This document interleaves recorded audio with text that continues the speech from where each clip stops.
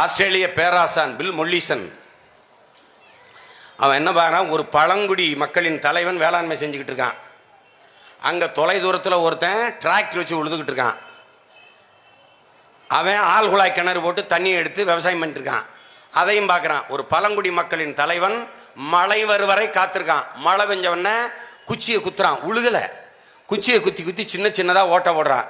பூமிக்குள்ள ஓட்டையை போட்டு விதையை போட்டு பெருவிரல்ட்டு அப்படி மூடிட்டு போகிறான். அதையும் பார்க்குறாரு, இதையும் பார்க்குறாரு. ரெண்டும் பக்கத்தில் நடக்குது.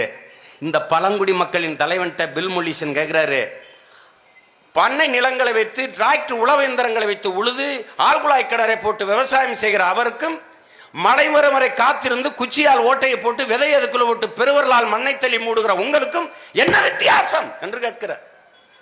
அதுக்கு அந்த பழங்குடி மக்களின் தலைவன் சொல்கிறான், என் அன்பு பெற்றோர்களே, நாங்கள் எங்கள் தாயின் மாரில் பால் குடிக்கிறோம், அவர் அந்த மாரை அறுத்து ரத்தம் குடிக்கிறார் என்று சொல்றார்.